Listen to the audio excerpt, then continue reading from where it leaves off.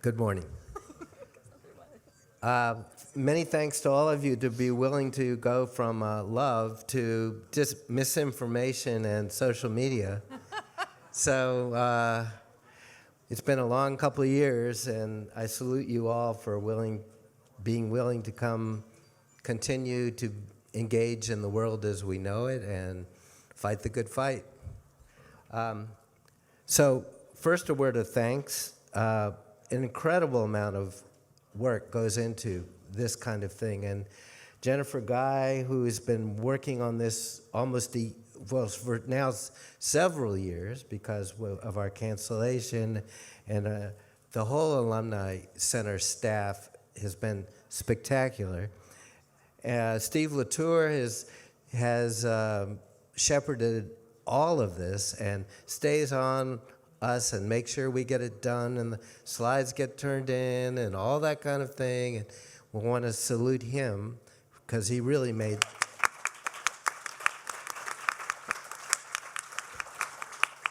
And I don't see Doug, but a word about Doug Dibbert, who for many, many years has really championed alumni and been a great citizen of the university and just been a true contributor to our community, and to Debbie, because Doug and Debbie were really and are a team. We owe them both a great debt of gratitude. I'm sorry Doug's not here to hear this, but tell him that we saluted him as well.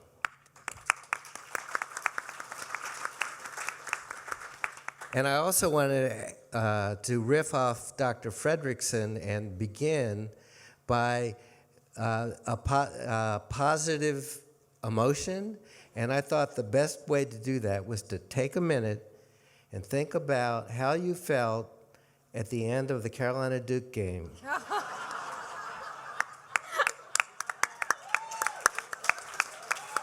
of us, too. I thought that might work. As our chancellor said, it's a lot easier to be chancellor around here when the ball goes in the basket. And it's absolutely true. People are just floating around. They probably still are, but that week or two after the game, you just walked across campus, and it was ecstasy was the only word I could. And I don't know that any of us will ever live through moments like that moment. It was fantastic. So now we're off to a good start. I want to introduce our panelists, and you're in for a real treat. You may not know it, but UNC has become a center in the world for research in social media, what the professors lovingly call the Department of Misinformation or Disinformation. We have a number of centers now that involve the law school, the journalism school, the business school, anthropology, believe it or not, and an incredibly distinguished Sills School, the School of Information Library Sciences. They all collaborate together, and you're in for a real treat because you're going to see some of the work that's being done there and hear about it today. I also want to say that this is hopefully going to be a very candid, more like a town hall conversation than a lecture. There are a lot of controversial topics that will be aired by our speakers, and we're leaving a lot of time for questions and dialogue because we have a lot of questions, but there are not a lot of easy answers. Almost all the answers involve what our authors here call trade-off. They're not simple answers, and that to achieve one result, you're trading off on some other value or result. And so this isn't going to be a kind of, aha, we have the answer, but aha, we have the question, which is sometimes more important than having the answer, knowing what the right questions are. And they're going to help us understand that better. I also explained to them that this group is no stranger to controversy that we lived through the Vietnam War, we lived through the worker strike, we lived through a student strike, our class of 70. We called off classes, and you got if you didn't go to class, you got the grade that you had before the strike. It was right before Kent State, and right after Kent State. And so this isn't new. I don't think we ever dreamed we would be getting together 50 years later, and we'd have a war in Eastern Europe. Democracy would be under siege, and we would be in the midst or toward the end of a global pandemic. But it was pretty rocky back then, too. And we had classmates who died in Vietnam. So the stakes were high then as well. So let me very briefly introduce our speakers, and they're going to absolutely speak for themselves. But our first speaker is Francesca Tripodi, and she's assistant professor in the School of Information and Library Science at Chapel Hill, a senior researcher at the Center for Information Technology and Public Life called CTAP, which is also here at Chapel Hill, and also affiliated researcher at Data and Society. She got her PhD at the University of Virginia. She's testified twice before the U.S. Senate Judiciary Committee, once on technological censorship and public discourse, and again on Google and censorship through search engines. And she's done a huge amount of work, believe it or not, on Wikipedia, and you're going to hear about some of that, and the kind of inherent biases that Wikipedia creates. She's got a new book. Has it actually come out yet? It's available for pre-order. Oh, good. It comes out on August 16th. Propagandist Playbook for Yale University Press. And I've done. I did the required reading that they gave to me, and believe me, you're in for a real treat. So Bridget Barrett is our other speaker, and this is really, for a professor, this is really cool because she's a student. So I guess I didn't say I'm the university entrepreneur in residence and been teaching here for around 18 years. And Bridget was in a seminar with me and the chancellor, Kevin Gustowitz, called the American Professoriate, and we got to know each other. And when the Alumni Association asked me to be the moderator for this, like all good professors, you call your student and say, what do I do? And Bridget helped organize the panel and the questions and gave me the assigned readings, and this is how it's supposed to work, and it's really cool when it actually does. So Bridget is a PhD student, but as she said in a posting somewhere recently, it was really cool because she was in an exam and she had to write the answer, and she had the ability to cite herself.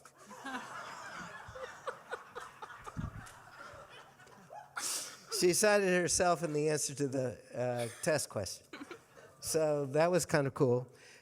What's interesting is that her professional background originally was in advertising, and then she came back to get her PhD, and she's taken her skill set in advertising and began to understand how insidious some of the disinformation and tricks are being played, and therefore she and her mentor, Daniel Kreis, have become really authorities in the country on political advertising and social media and artificial intelligence. And some of the things she's going to tell you are chilling at best. So without further ado, let me introduce our first speaker, Francesca, and we thank you for being here.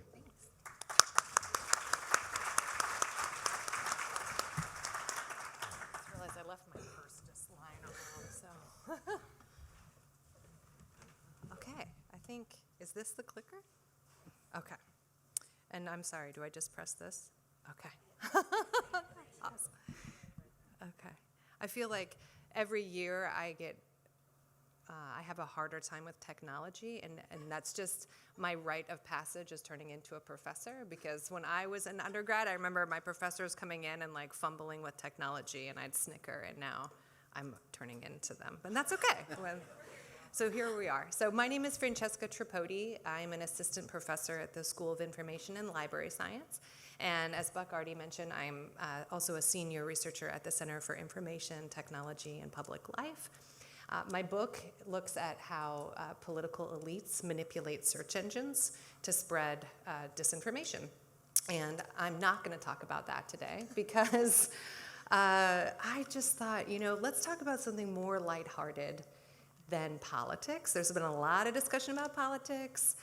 I write about it and study it, and I thought, I need a little break from it. And also Bridget's going to talk about it, so we can talk about two different things. So the other thing that I research really heavily is Wikipedia. And does everyone know what Wikipedia is? I mean, I figure you all do, right? Like, my mom is around your age, and she really hates when people talk down to her about like what she does. She's like, I know Twitter, I know Facebook, I know Wikipedia. So Wikipedia is one of the largest, basically central hubs of knowledge in the 21st century. It's Encyclopedia Britannica online, and it boasts that it allows everyone in the world to edit. So you don't have to be a user, you just need a browser, and you can edit Wikipedia. And despite it being created by the people, for the people, sometimes people think, oh, well, it's going to just be full of bad information, or it's not a good resource. But all these things have shown that actually it's just as reliable as an Encyclopedia Britannica. It's an excellent source of information. It's a great starting point. We tell our students you don't want to cite it in a research paper, right? But just like you wouldn't want to cite Encyclopedia Britannica either. It's a great place to learn the overview or the landscape. But the other thing about Wikipedia that people don't really know is that it has a horrible gender problem, is what it's called. So most people who edit Wikipedia are men. They tend to be retired. I think the last internal survey they did inside of Wikipedia found upwards of 85% of editors of Wikipedia are men, and most of them are white men. So they're trying to get more women involved, right? Now, whether or not it's because of maybe what they are interested in, that gender problem also leaks into representation. So on English language Wikipedia, there are roughly 1.5 million entries about biographies, inventors, scientists, writers, and less than 20% of those are about women. And it's not because women aren't remarkable, because we are. We're pretty awesome, right? But the thing that they're finding is that all of these scientists, all of these inventors, these writers, these poets, they're missing. And this was made markedly clear when Donna Strickland won the Nobel Prize in Physics. For those who might not know this, she invented one of the largest lasers in the world that's used in everything. And people were like, oh my gosh, she won the Nobel Prize. And they went to Google her, because that's what we do when we don't know about somebody. And she didn't have a Wikipedia page. But it's actually worse than that, because she did have a Wikipedia page, and someone thought she wasn't notable enough, and she got nominated for deletion. And this is actually a pattern of inequality that I have documented really heavily in my research. So it starts with this thing called editathons. And editathons are these really exciting, events. Has anyone actually ever been to one here or know of one? Has anyone been to one? So they're organized by editors of Wikipedia. They call themselves Wikipedians. And they're essentially all-day events where there's lots of sugar, lots of coffee, lots of food. And they're encouraging young people, a lot of women, in fact, who know that there's not enough women on Wikipedia. And so they come to these events, and the goal of them is just to add more articles about women. So they're usually done in conjunction with libraries, because libraries have so much great information, and librarians will pull resources on women that are missing, and they'll have a whiteboard that's like, here's all these women that don't have a Wikipedia page. And it's also heavily invested in this organization called Women in Red, which is an organization of mostly women whose goal is to turn red links, which means a link that doesn't have a Wikipedia page, into a blue link, which means an active Wikipedia page. So these are heavily well-organized, well-funded. And I started doing ethnography at editathons, which is really a fancy word of me like showing up and not saying anything and taking a bunch of notes and then noticing patterns. And I started talking to people at these editathons. And while these editathons were happening, women were being flagged as non-notable and nominated for deletion. And I thought, well, that's like really weird. And what does that mean, right? And the sociology in me, so I'm a sociologist, my PhD is in sociology. The sociologist in me got to wondering, is that unique? Is that just because they're like new? Is that because these aren't good enough? Or are women being disproportionately targeted as non-notable? And the sociologist in me is like, oh, ask the question. But the woman in me was like, I probably know the answer, right? Well, we thought, let's check it out and see what's happening, right? So I studied what's called articles for deletion. So every article can be nominated for deletion at any point, and that process can happen from anyone. So anyone can tag an article and nominate it for deletion. And once it gets nominated for deletion, a copy of it ends up in what's called the AFD archive, Articles for Deletion. And this archive is available, anyone can access it, but articles are then voted on by the community for roughly 7 days. So this is an example of an article that was up for deletion. This was the discussion underneath it where people say we should keep this article, we should delete this article, we should merge it with another existing article. So this is kind of some overlap. And there's just a back and forth discussion about it. So at first I was like, oh, cool, I can study this. I'm a qualitative researcher, so I was going through all these logs and studying it. And trying to publish my findings, saying like, hey, there's so many women that are being nominated for deletion that meet the threshold for inclusion on Wikipedia. This is not okay. And it turns out, even though qualitative research is research, and my findings were backed by data, everyone wanted to see the data. The data, which only means big data and large data sets, apparently. So I partnered with a data scientist, and he wrote a script that scraped all of the articles for deletion pages. So we ended up with roughly 65,000 articles over a 5-year period. So we started in 4-year period. Started in 2017. This is how long I've been obsessed with this. I didn't get this published until 2020 because I was like, this is happening. And I try to publish a paper, and then I get reviews back on the paper that were like, maybe women just aren't that notable. And then I'd be like, oh no, now I really have to dig into this. And my spouse was like, are you okay? And I mean, it was a lot, right? Like I got really into this project. So we scraped all these articles. I worked with another computer scientist who data matched them with Wikipedia Data. So we were able to determine their gender using pronouns in the articles. So people would say he's not good enough or she's not, I don't think she meets, we use the pronoun use to quantify gender.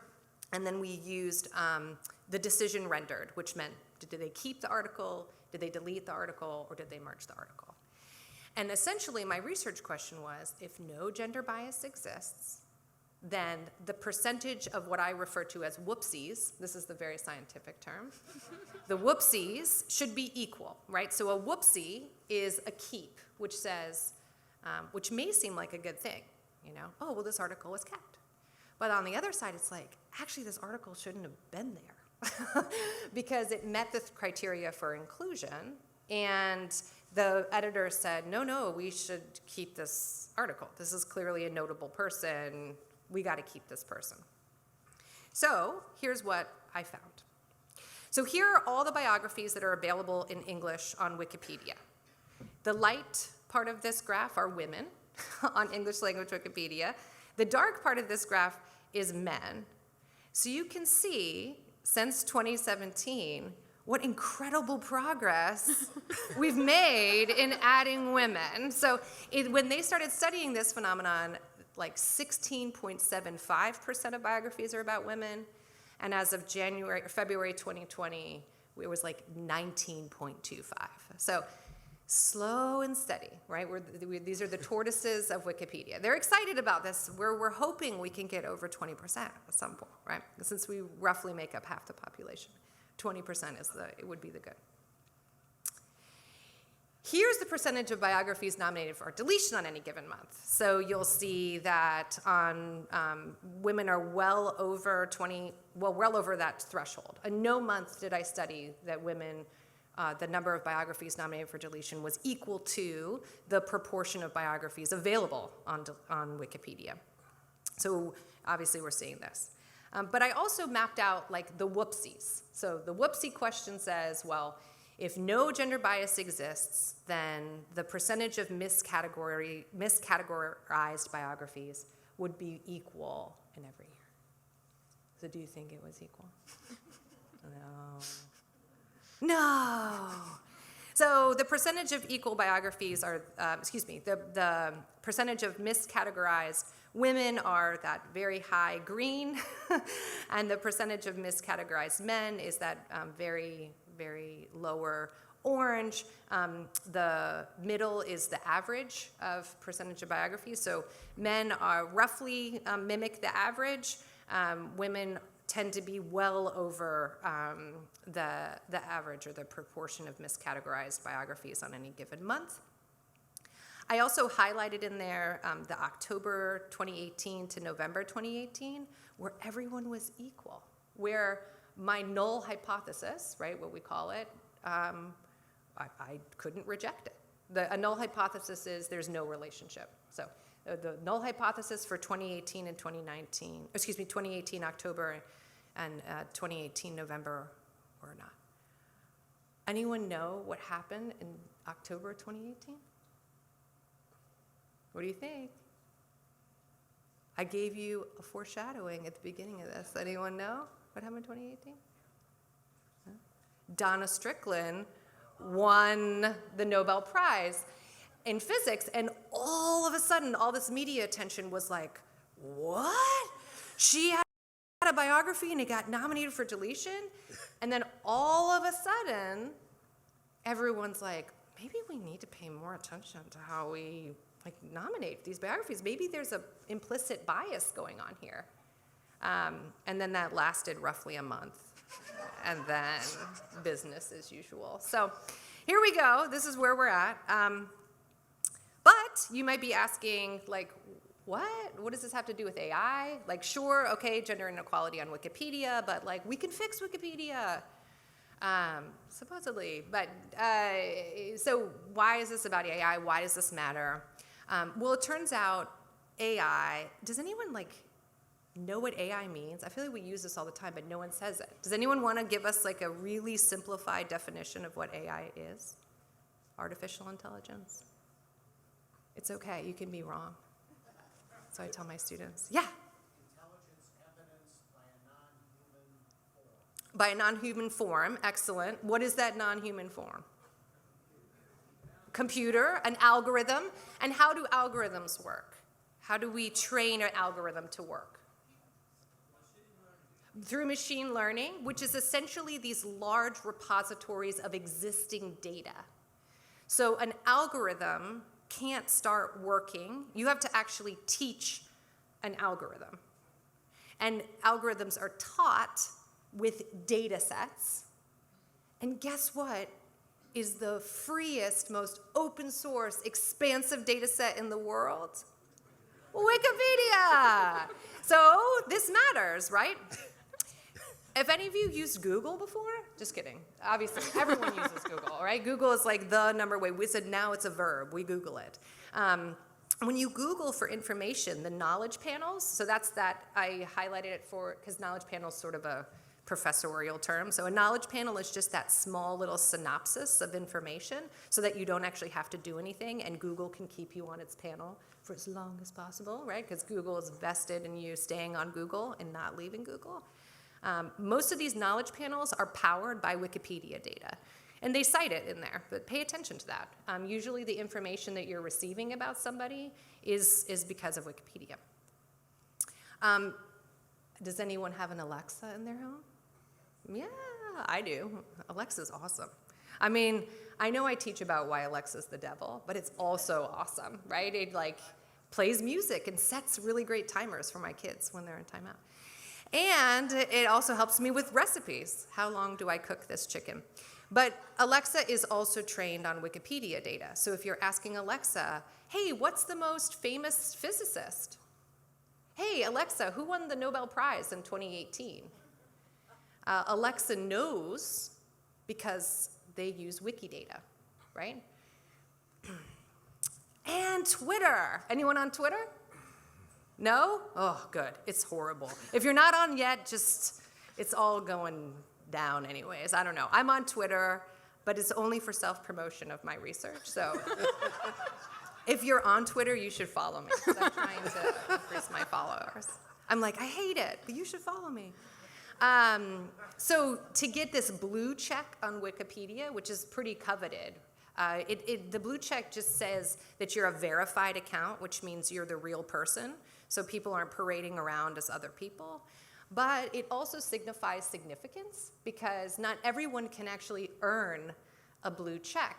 To get a blue check, you have to establish notability.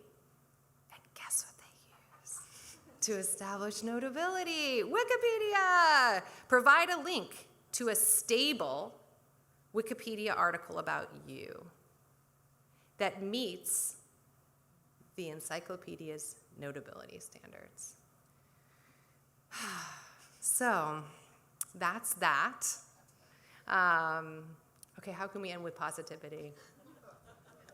Let's take a deep breath. It's real, it matters, and these absences reverberate. So it's not just that women go absent on Wikipedia. If you think about, I'm assuming most of you are homeowners. You probably have multiple ones. So you're all so amazing, successful alumni, right? So you think a home is built on a foundation. So AI is the house that we're building, and its foundation is Wikipedia. And unfortunately, right now, it's uneven, right? So how can we potentially fix that? Thank you for your time. I ended super short so we can have discussion. I'm Francesca Tripodi, and there's my Twitter handle for the 7 of you who are on Twitter, so you can all follow me. Have a good day.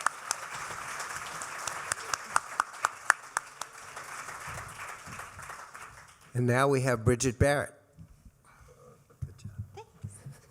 That was so wonderful to listen to. As Buck mentioned, I am a student, and so it's very exciting and surprising to be invited here today by Buck and to watch one of my favorite professors here give a presentation on her work. And so I'll just say that I'm extremely pleased to be here, and thank you for having me. So today I'm going to talk about algorithms and artificial intelligence used in digital advertising, and in political advertising specifically. I'm going to talk about how these digital advertising systems work, and I'm going to talk about how they work in politics. And our theme is promise or peril today, which I love, and I'm going to start with peril, all the ways that AI and politics can harm people in society. But then I'm also going to talk about promise. I'm going to talk about some of the work on digital politics by myself and other researchers that shows how these systems, how these same systems that can harm people in society also show great promise. And I want to extend a little bit on my background that Buck mentioned. So before coming to graduate school, I got my MA here, and now I'm currently pursuing my PhD. I worked in digital advertising, and I was called a programmatic media buyer. And that doesn't mean anything, right? That's just a jumble of words. So what it actually means is I worked on these online systems like Facebook's ad manager or Google's ad manager and ones you've never heard of before that power the internet. And I used these to get my clients' ads in front of the best possible audience, in front of the people they were most likely to persuade. And to do that, I used data that my clients gave me. Their website visitors, their email lists, the purchase history of their customers. And then I used data provided by third parties, these companies that collect and hoard data, your data. They collect the GPS data from your phones, when you have your phone on and an app open, they just keep collecting that data to know where you are. They collect the purchase history from your credit cards. Or in one company that I very much liked working with, they didn't use a specific credit card, they just used the bank information. And they connected to your bank. Great data. And they also will use your browser information, where you go online, the articles you read, the articles you share, who you share them with. And so I used all of that to try to get ads in front of the right people at the right time to drive purchases or get people to go and show up for lobster dinners somewhere. And this is exactly what political advertisers use as well, in many of the same ways. So just real quick, has anyone here had the experience of going to a website, maybe looking like at a pair of shoes, and then seeing those shoes follow you across the internet for weeks and weeks and weeks? Right, okay. So that is kind of our most simple example of this targeted advertising. It isn't a coincidence, right? It isn't random.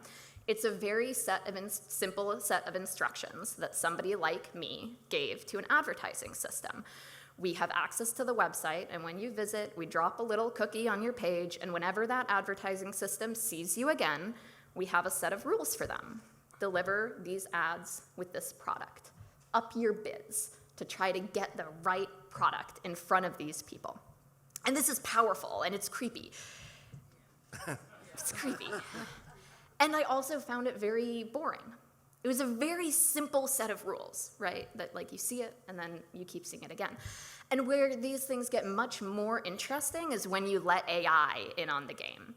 Rather than telling the advertising system to target people who went to the website, instead you tell Facebook, here are the people, who should I deliver ads to?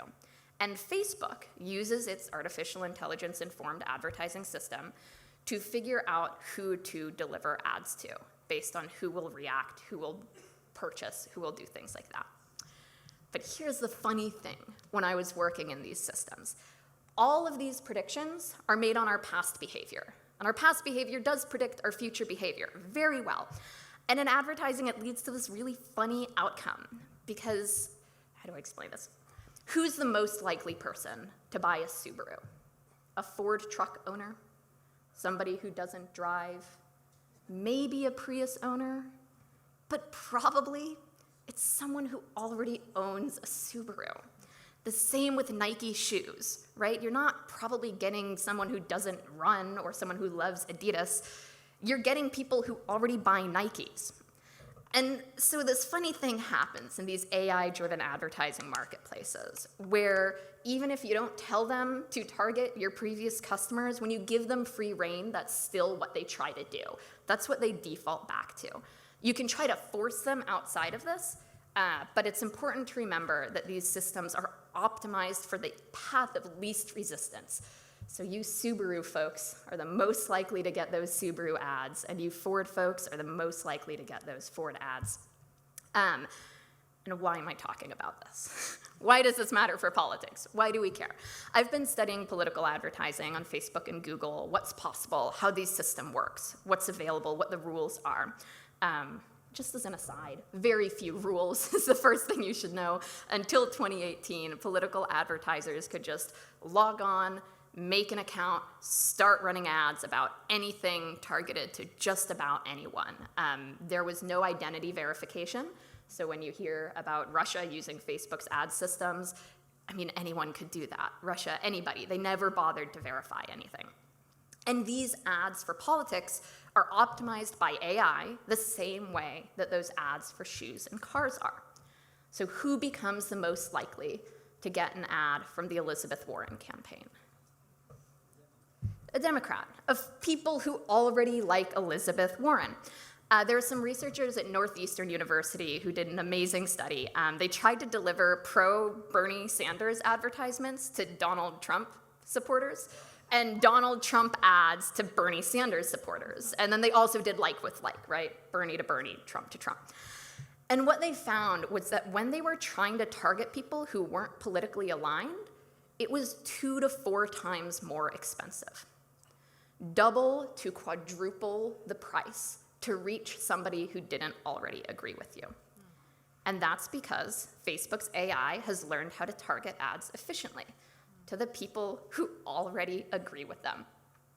And so why I bring this up is because these systems aren't really built to persuade undecided voters, right? They're designed to get existing supporters to double down. Now, you can get them to find these persuadable folks and optimize towards them, but it's much less efficient. And it requires lots of data along the way to get them to do that. So what type of data? Whatever data they can pull from you, wherever you go. So this is a lot of the peril, right? To recap the peril, these systems might increase polarization, or at the very least, they make it harder to speak across the aisle. They literally charge double for that. And they also encourage these mass data collection and privacy violations. So they do best when you give them voting records. If you voted, that is data available to political advertisers, and they pull it in. Your donation history, who you've donated to, that's in there too. Information on who attended different events. Maybe you never signaled on Facebook that you were going to this event, but they can always pull that GPS data from your phone to see if you were there. And they're unaccountable, right? It's extremely difficult to see who has ran what ads and who saw them or why they saw them. Okay, that's a lot of peril. That's a lot of doubling down on these things. But why I love this topic for this panel is that it's a lot of what I've been thinking about lately. I published a piece in the Ohio State Technology Law Review with Dr. Daniel Kreis on democratic trade-offs of political advertising. This was from our research on these systems, as well as an ethics conference that we co-organized with people who work in digital politics, who are trying to use these systems for good. And so I want to talk about what they're great for. And we're going to start with turnout. The United States has just terrible turnout, right? Countries like Sweden, Australia, and Denmark, over 80% of their voting population turns out to elections. And in the United States, you know where we're at in a breakout year? 55 around, depending on how you calculate it, who you include, and what counts as voting age or registered voters and things. And targeted advertising can help with that. There's one study that I absolutely love that looked at how targeted digital mobile ads can turn out millennials in local midterm elections. Getting a millennial to vote in a local midterm election. And these ads optimized correctly can do that. They can get people involved. Another study has shown that candidates who have never been able to buy TV spots before, who it's just far too expensive for folks running for city council, right, for mayor, even people in kind of not as interesting districts where folks aren't donating as much, they get priced out of the advertising market until Facebook, until Google, where all of a sudden you have these systems that can get their money farther than it would ever go before and get their message out to folks in their community. My mom tried to run for city council once, and I ran her campaign ads, and all we could afford was Facebook, of course. And so as Dr. Kreis and I argue, the perils get a lot of attention in this space on Netflix documentaries and in Senate hearings, and they're absolutely legitimate. But we always want to remember that those same systems that cause problems also offer these democratic goods: turnout, participation, opportunities for local candidates. These benefits are real and they're expanding. I did a longitudinal study looking at the companies that provide digital advertising services to political groups in federal elections. And so I was able to get an idea of kind of how many folks were using these services, were using AI-informed digital advertising. In 2008, it was a little over 150. Every federal election in the United States in 2008, maybe 150. In 2012, almost 800 political groups used these tools. And in 2016, it was 1,400 political groups using digital advertising tools to get their messages out. I don't have data for 2020, unfortunately. But this is exciting. Even though there are these negative consequences, and these consequences might be increasing, we also know that this means more and more down-ballot candidates. More and more people who don't have ways to talk to the electorate otherwise are finding a way to do it. And so it's absolutely fair to take the position that we should prohibit AI in digital advertising or micro-targeted digital advertising. But when you hear that position, I just want to challenge to think about what might be lost. And maybe if there are ways to improve these problems, right? The same people getting the same messages because candidates are charged double to speak across the aisle. The privacy problems, the unaccountability of these ads. But if we can solve those while keeping some of the benefits, like access for these local candidates, these increased turnouts, this participation. So just to close here, I'm sure you all know, I'm sure all of you know, but we are having an election right now in North Carolina. We are in the 2022 statewide primary. Early voting has started, and election day is May 17th. So I encourage you all, if you haven't already, to go and find your polling place and get out and vote. So thank you so much for having me.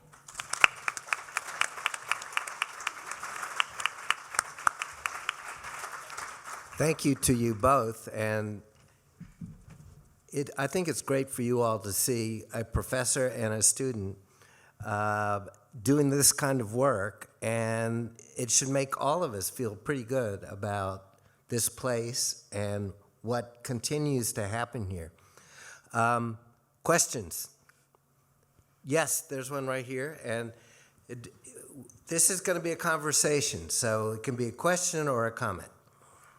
Just Chris Daggett, class of 72. Quick question about Wikipedia. If you're voted off the island, can you get back on?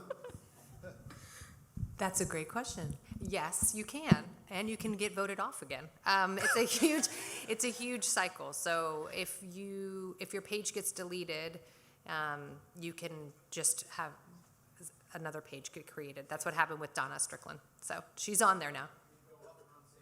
You could go off and on the same day. Yeah, but yes, if you get voted off, and you care, you can have somebody create your page again. Right, there's a question. While the microphone's being passed, after I learned about all this, I went down the rabbit hole that many of us do when you get interested in something. There's a whole industry designed to get people in Wikipedia. Yeah. They charge money, and they try to fashion your thing so that we'll pass, and if it gets kicked off, they get you back on, and all for a fee. And I had no idea, and actually didn't even know how you got on Wikipedia. But I'm a white male, so I was in Wikipedia, even though I didn't know how to get on it. Right. So my question is there a central editor that's the arbiter of the decision? Oh, if it's mixed, or is it mob definitely. rule? Is it mob rule? That's a great question. So Wikipedia is interesting. Anybody can edit Wikipedia, and I'd love to actually talk more about the ads too. Sometimes deletion can actually be a good thing. So in a longer talk, I talk about some of the things that get deleted on Wikipedia are really defamatory things that nobody wants up there. And also there are some people that, like, they're scoundrels that try to get up on Wikipedia. Like if I'm starting a donut shop, I might want to create a Wikipedia page for myself because it's the 5th most visited website in the world consistently, and it also is used on Google. So I'm no dummy. If I want to start something, I might create a Wikipedia page for me that says, like, makes the best donuts and has a link to my donut shop. And there are editors that are like, no, that's not knowledge, that's PR, that's the yellow pages, we're not the yellow pages. So there are some values to deletion. But how it works, anybody can nominate, but the people who can vote on it have to be a certain ranking of editorial status, and editorial status is garnered by how much you contribute, and so how much time you have. And so then that is, I think, where some of those gender disparities might fold back in. So yeah, and then the decision rendered has to be made by someone of a level of editorial status who is not involved in the debate. And then that's who closes the discussion, and then a decision is rendered. Joel Rathbone, class of 72. I've noticed recently on Wikipedia more and more postings in which there's missing data, like missing years or missing numbers. And I just get a little surprised at that. I don't understand how it can get posted and accepted where it's missing basic information regarding the biography. Yeah, absolutely. So Wikipedia is funny because it's completely open source. So if you see something that's missing, I can set you up your Wikipedia account and you can just edit it. And they encourage that, right? So as you see things that are wrong or missing, editing it is very easy. I am guaranteed everyone who's a UNC alumni has more than capable of editing Wikipedia. But there's actually no, once a page gets created, there's no threshold that it has to meet to just go live. So you can submit a page for inclusion. There's a process by which you can submit a page for inclusion, and then there's people that are looking over it and determining whether or not it can go up. But you can also just create a web page, create a page, and it'll just go live automatically. And there's only so many people that are regularly monitoring Wikipedia. It's all voluntary. Every person that's doing that work is voluntary. So that's why there are errors. You can change them, and there's no process for that. Yes, I'm Teddy O'Toole, class of 1967. There's been, the thrust of your comments are, these things are bad. Wikipedia is bad. Twitter is bad. Facebook is bad. These are wonders of the universe. These are things that have changed the world for the better. Now, the undercurrent of what I hear is we should do something about these organizations. Leave them alone. The last thing on earth we need is the United States government to start controlling Wikipedia and Twitter and Facebook. So I would say, first of all, I don't think Wikipedia is bad. I use it on a regular basis. I think gender inequality is bad. And so I think we have to be mindful of how these systems that we are reliant on function. I don't think government should regulate Wikipedia because it's a volunteer organization. People don't profit from Wikipedia. It's a wiki, which means anyone can edit it, anyone can delete it. My goal of the talk is to get people excited to start a Wikipedia page and maybe add a few ladies. I think in terms of Facebook and Twitter, it's interesting because they're often, and I testified about this before the Senate Judiciary Committee, they're often reflected, or we think about them as public spheres. And so we often evoke things like, freedom of speech and things like that on these spheres. But these are private corporations whose goal is to maximize the bottom line of their shareholders. These organizations are not there to connect us with our family. As much as we connect with them, connect with our family, Facebook has over, I think, 6 billion users. It's the largest country in the world. If we look at Facebook as just its user base. I don't know what the government regulation would look like. I'm not an advocate for regulation per se, but I do think it is concerning when a very small number of corporations own all access to information. That does make me worry, only because we don't, also what I don't like about it is we don't know what they're doing with it. We don't have these decisions about the kinds of ads we see. They take our data, they take our information, and then they sell it, and they make a lot of money off of it, and we don't even know it's happening. So I don't say oh, they're bad. I use Facebook, I use Twitter. I don't use Facebook because I don't like Mark Zuckerberg. I don't like that people get to sell my stuff. I'm a privacy person more than anything. I don't like that they get to see my stuff. But I don't know what the solution is. But I do think that we have to be more mindful. Sorry. So Bridget, go for it. you have proposed some solutions. Oh, yeah. What are your Yeah. Well, I think there are many specific solutions, but I'm just going to push on one now that's particularly salient, because a lot of the time we don't know the answers to these questions. Wikipedia is unique in that because it's so open, a data scientist can go and scrape all of this and show this gender inequality. These other platforms aren't that way. Scraping them is against the terms of service, and you can actually get banned from Facebook and they will disable your tools if you do it.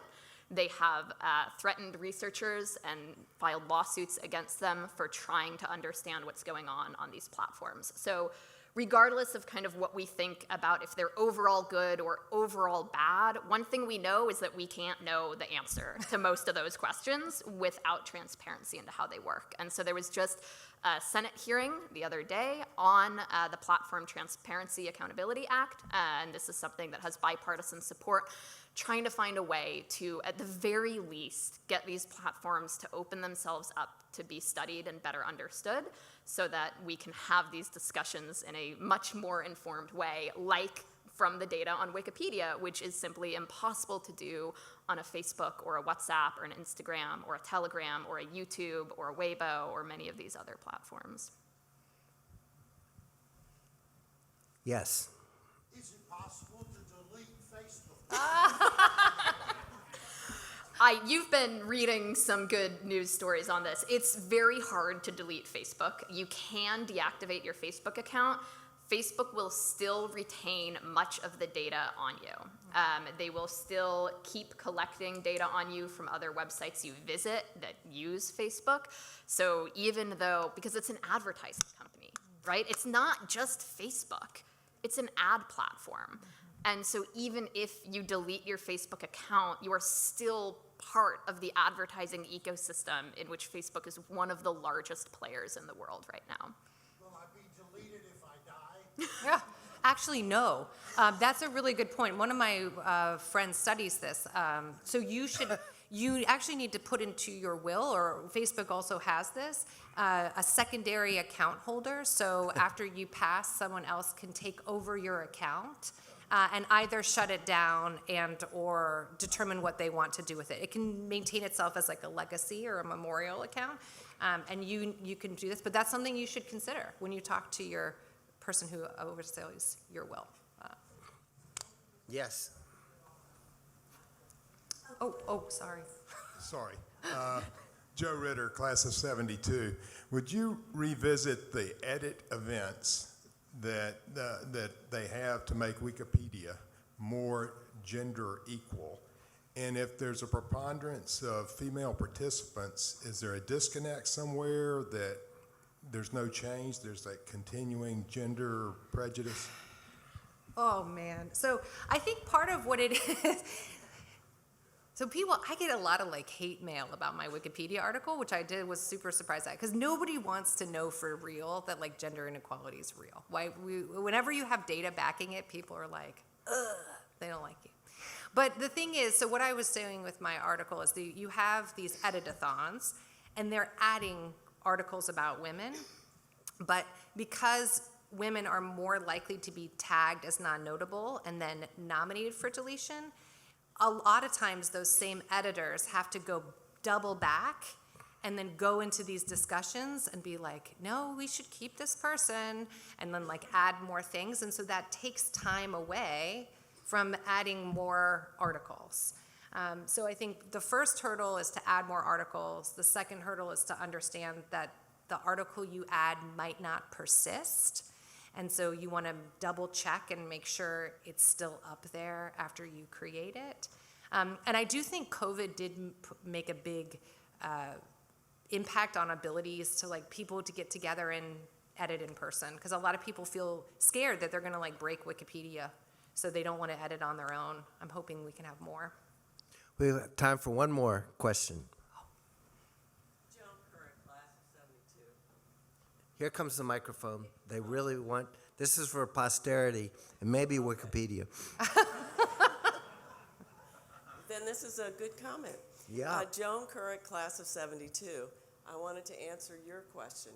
My son formerly worked at Facebook, and he's a total, technical person. I can't even describe what he does, because when he explains it to me, I don't understand it. He's not with Facebook anymore.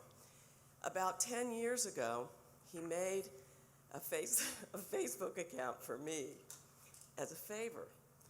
And what I can tell you is, you cannot get rid of it. You will live online forever. It's important to think about what happens to your accounts and the kinds of things you post. I don't know if any of you are grandparents in this arena. My parents and I had many discussion about why my kids are not allowed to be posted on Facebook, and it's not contrary to my mom's belief. It's not because I hate my mom or don't want her to be a proud grandparent. It's because Facebook then has property of that picture, and that picture is being sold. And I don't want my babies being sold and like tagged, so I don't allow them on Facebook, and my parents get angry, but they've worked with it. Now they have Facebook approved pictures, which is them from behind. So there's like a lot of pictures of like my son and daughter's head in the back that are allowed for Facebook. But be mindful of that. So, a hand for our panel.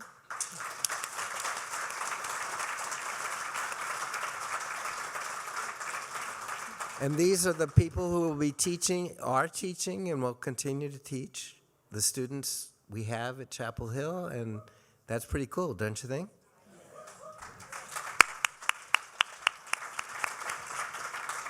I'd love to just say, too, it's a real pleasure to teach here. And the students that come here are so smart and just really cool kids. Like, I love it. I love being here. So, thanks for having me.